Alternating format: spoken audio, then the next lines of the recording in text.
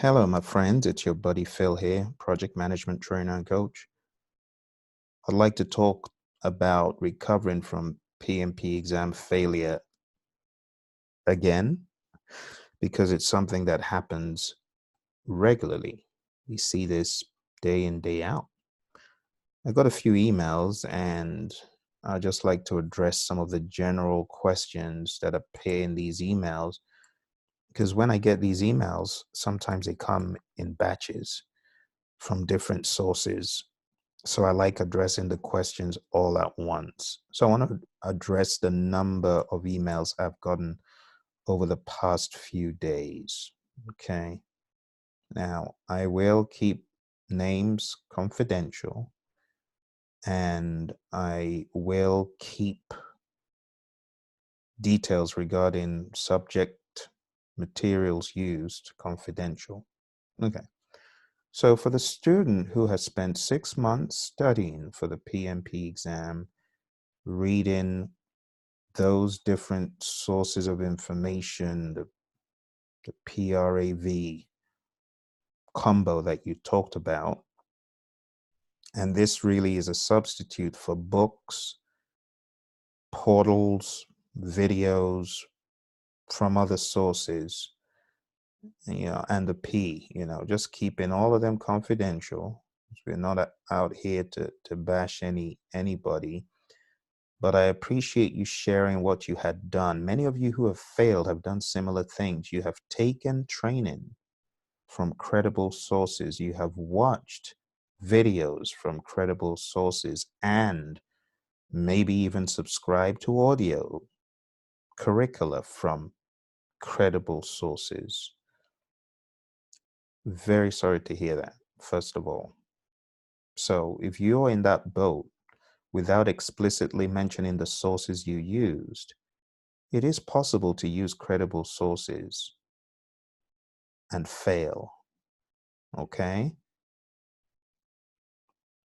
And you said you've not seen anyone that has had scores as bad. Well, I will be an exception because I have seen scores as bad, and I've seen people bounce back from 4 NIs and 1T, or 4 NIs and a BT, or all NIs. It is not impossible, my friend. I keep talking about a student who got a similar lineup, BTs and NIs, on a Tuesday and bounced back. I think he had probably maybe 1T, if that, but it was such a bad result on a Tuesday. And the same student on a Saturday did great. So I don't want you to begin bashing your head against a brick wall thinking that there's something wrong. There's absolutely nothing wrong with you see. Okay? Now, I think you hit the nail on the head when you said, I think I've been doing more memorization. You're correct. Maybe that is where your prep didn't add up. Because the PMP exam is not a memorization game. It's like playing chess. You can memorize all the moves you want, but if you're playing against a grandmaster, there is no way you're going to hold up. Memorization doesn't get you very far. What gets you far is logic. Okay? So understanding is key. Now, talking about your score on practice tests, you might want to go watch a video that I put up a few days ago, because I get a lot of people thinking that 70s and 80s are good on some of these practice exams. They are not good. They are horrendous. Look, a 70 on any exam, let me be really honest with you here. Our mock exam is the worst of the worst when it comes to giving you a run for your money. And I mean that in the reverse, you know how I speak. It's such a bad exam that those folks who think they are ready barely get a 70. So when I say bad, I mean bad, bad to the bone in a good way.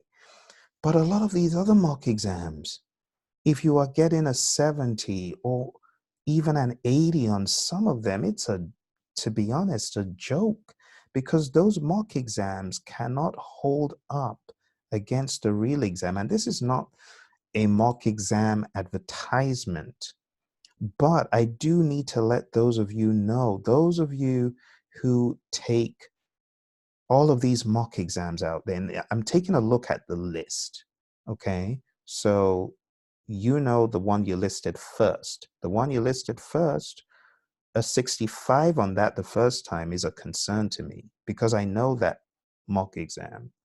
So a 65 is a concern to me. That's not good. If you got an 85 on your first try, I would be less concerned. But if you told me you got a 65, I would be concerned. You see what I'm saying? Now, those of you listening, equate that to any of the mock exams you're taking. I don't care which one it is. If you're getting a 65 on your first try, it's a concern to me because I know that even the best of the mock exams that this individual has listed barely holds up the equivalent of a 70 to ours. You see what I'm saying? So a lot of these mocks, people are taking them. And I'm not talking about mocks, fake mocks now. I'm talking about mocks from credible sources. They are credible. They are well known. They have the so-called stamp of approval or blessing of the general populace that take the exam. However, a 70 is nothing compared to the real exam. So if you're not hitting an 80 on those mock exams on your first try, you are immediately at risk. I can just tell. Looking at these grades that you shared with me, I can tell you are at risk. So first attempt, you get in the 50s, you're immediately at risk. A second attempt, 75, 74s, those are not, they're not high enough. And honestly, the mock exams you were taking, a lot of them are, have to be honest, they're flaky. So just looking at the performance, I can tell it gives you the illusion of being prepared, but you were not prepared. You were not prepared. So you're asking me, do I think this is due to anxiety? No, it's not due to anxiety. You're just not prepared enough. It's as simple as that. There is nothing wrong with you. You've gone through a lot of these mock exams and quizzes. To be quite honest, you're all over the board as well. I see you taking all sorts of quizzes from so many sources. I tell people just focus on one really great credible source. Again, this is not about selling mocks. When I want to sell my mocks, that is, or sell the course, I tell you that's why I'm here. I'm not here to do that, but I'm here to tell you, those of you taking these mocks out there and you're getting 70s, and a lot of times the numbers do not equate to the other man, the other woman. So someone might say, oh, but I got a 75 and I passed the exam. It does not convert to the next person. And you might want to watch the videos I talked about. So someone basing readiness on these mock exams out there, it's sad because a lot of people, it's like you plot a scatter diagram. They're going to be all over the place. There are going to be so many outliers. Someone gets a 70 and passes. Someone gets a 70 and fails. Someone gets a 74 and fails. Someone gets a 60 and passes. You see what I'm saying? So I would advise you to really go back and think about how you're going to get back on top of this and do something different, because all the stuff you mentioned, it's not worked, obviously, for you. Now, I'm not saying what you've done may not have worked for some people, but for you, it really just hasn't worked. And I'm not a medicine consultant that will say, oh, take 5 paracetamols or 5, whatever they call those pills, ibuprofens or oxycontin. I can't tell you that. I can't tell you medically speaking whether for sure it was not anxiety or something. I mean, who knows? Maybe it is. I don't know. I would say go for a medical check and see if you are not suffering from any of those things, you know. But from what you've described, those grades are not that bad, but to me, they're not good enough to be ready for the real exam, you know. So from a medical point of view, I cannot advise, but from a project management point of view, I would say you just got to get into the head of those examiners. You know, you got to get into their head. You need absolute mastery of the concepts. I have a lot of videos out here on YouTube. People don't understand why I release so much volume.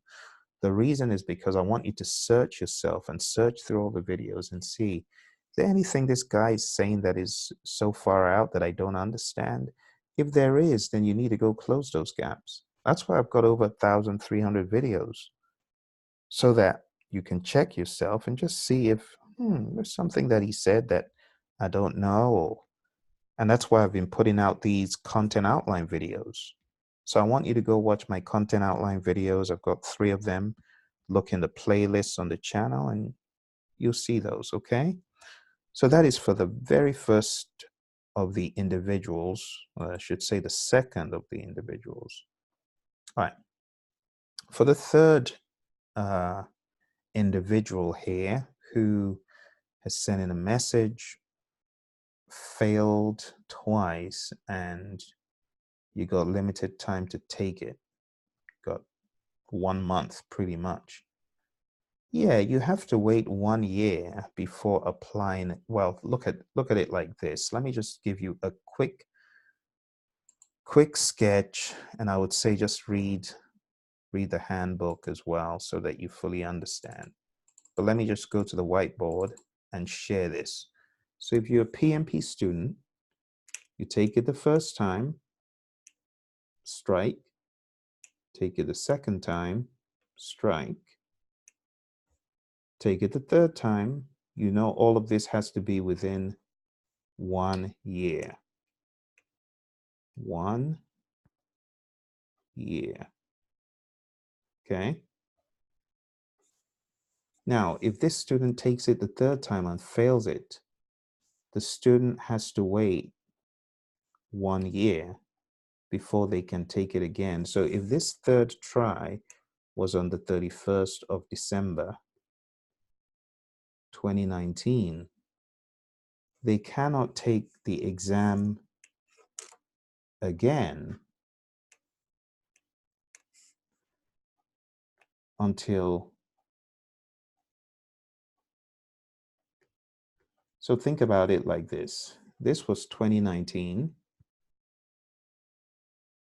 31st of December 2019. Let's say they were eligible to take it from the 1st of January 2019. Well, if they failed it on this date, on the very last day of the year, they have to wait until 2021 and begin the process again the 1st of January. That will be their next attempt in 2021. That will be their first attempt afresh in 2021, and then they've got the whole of 2021 to take it. So true story, a student had something similar happen. So let's actually say this, let's call this a 4th try. This is a 4th try, failed it. On the 5th try, passed it. What a relief that was. And this is just one of the scenarios, but don't think negatively. That's not going to be you. You've got 1 try left. You need to do everything possible. Let me resume sharing. I'm sorry. You can see what I'm illustrating here. So you need to do everything possible to be ready for your 3rd try. Okay? Look at this as an opportunity to succeed. Don't look at it like, oh, I'm going to fail. No, you're not going to fail. Don't look at it like that. Okay? So You said you need to understand how you can pass this exam. The way to pass the exam, my friend, is to do the things I tell you every day. There's stuff that I say every single day on this channel. I talk about the PMBOK guide, and I talk about making it real and pragmatic, and I talk about becoming a professor of the material, being able to train the material. I talk about likening it to real world examples, and I have a few of those on the channel. I talk about bulking up and beefing up and practice, you know. And most importantly, I talk about coming on the Praizion LMS, where you can go over 50 hours plus of prep on Praizion.com. Okay. And then I also talk about the PMP content outline. Okay. And I talk about being true to yourself. And if you're not ready, don't rush ahead and take it. You know, I tell folks, don't do it. I don't think it's a good idea. People think I'm not being nice. And I'm only trying to help by saying don't do it. On the flip side, there are people who say, oh, I'm going to do it in a month. And I tell those folks, no, do it now, tomorrow. One of my students, Harsha, you've heard her on this channel. I told Harsha, look, you're ready. You're killing this stuff. Go take your exam like this week, next week at a minimum. At the end of the day, when she took it, she was so glad that she took it. But she said, Phil, I should have listened to you. I should have taken it soon after the course, as soon as you told me to take it. So I ain't trying to prevent anyone from taking the exam. I'm only trying to help you. I tell some people to take it sooner. I've never had an occasion where the person failed. Whenever I tell people, take it now, those folks are the ones, those, those are the ones who are going to do well. You know, the ones who listen and jump on top of it. Those that stay on the sidelines and don't take action. I have students who I say take it. They never take it, never take the exam. So, I mean, they didn't fail, but they just never took it. They didn't listen. And I knew that the momentum would die out. And then you have other students who are all gung-ho about taking it. I'm like, don't do it. Don't. And before I can warn them, it just happens. They don't do well because they're not ready. So my advice to you is to just rethink all these things I'm telling you. You might want to go to the PMP exam failure stamp out link. I have shared that link so many times.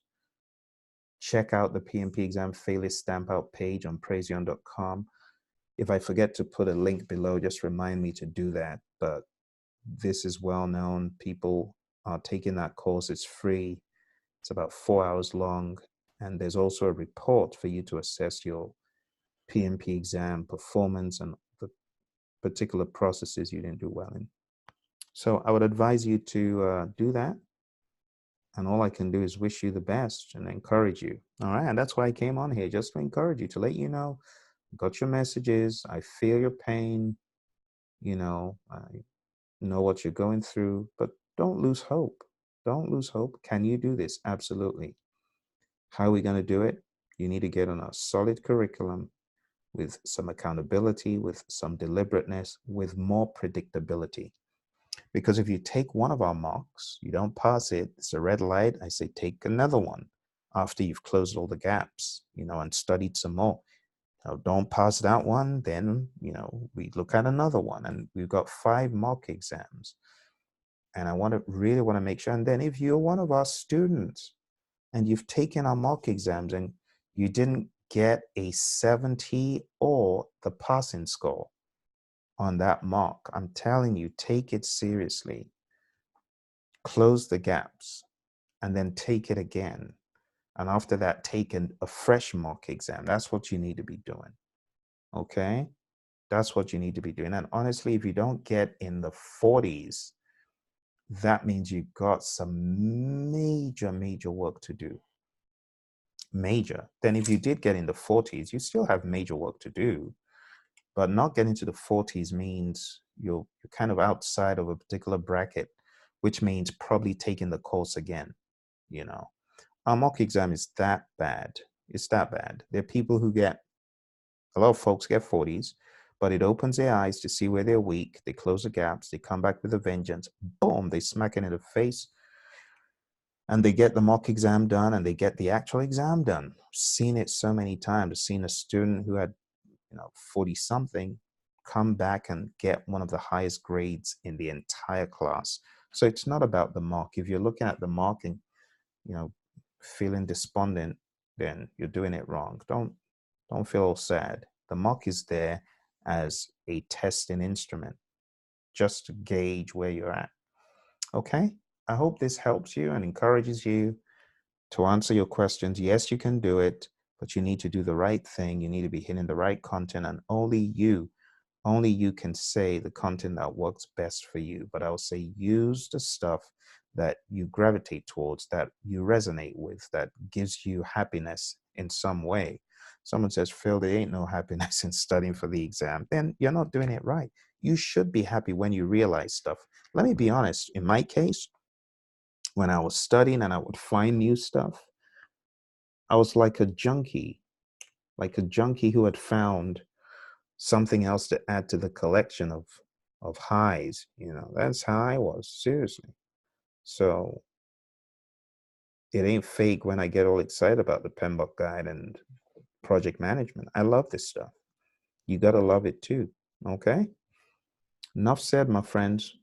I'm gonna get off my soapbox and gonna let you get back to your day. Just a few more days to the end of the year. I know you got a lot other things to do, and I wish you the best, and I look forward to hearing of your success. Bye for now.